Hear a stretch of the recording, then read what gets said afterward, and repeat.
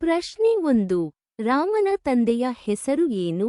ಆಯ್ಕೆಗಳು ದಶರಥ, ಜನಕ, ವಿಶ್ವಾಮಿತ್ರ. ಸರಿಯಾದ ಉತ್ತರ ದಶರಥ. ಪ್ರಶ್ನೆ 2. ರಾಮನು ಸೀತೆ ದೇವಿಯನ್ನು ಯಾವ ನಗರದಲ್ಲಿ ವಿವಾಹವಾದನು? ಆಯ್ಕೆಗಳು ಅಯೋಧ್ಯೆ, ಮಿಥಿಲಾ, ಲಂಕಾ.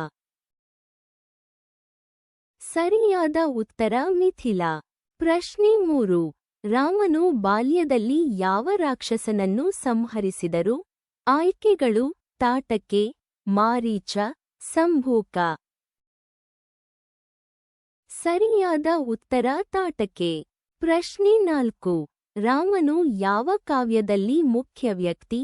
ಆಯ್ಕೆಗಳು ಮಹಾಭಾರತ, ರಾಮಾಯಣ, ಭಗವದ್ಗೀತೆ. ಸರಿಯಾದ ಉತ್ತರ ರಾಮಾಯಣ.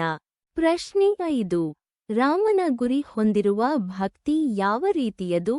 ಆಯ್ಕೆಗಳು ದಾಸ್ಯ ಭಕ್ತಿ, ಶ್ರೇಷ್ಠ ಭಕ್ತಿ, ಮಧುರ ಭಕ್ತಿ. ಸರಿಯಾದ ಉತ್ತರ ಮಧುರ ಭಕ್ತಿ. ಪ್ರಶ್ನೆ 6. ರಾಮನು ಬನೇಶ್ವರ ದೇವಾಲಯದಲ್ಲಿ ಹೇಗೆ ಪೂಜಿಸಲ್ಪಟ್ಟಿದ್ದರು? ಆಯ್ಕೆಗಳು ವಿಷ್ಣು ರೂಪ, ಶಿವರೂಪ, ಹನುಮ ರೂಪ. ಸರಿಯಾದ ಉತ್ತರ ಹನುಮ ರೂಪ.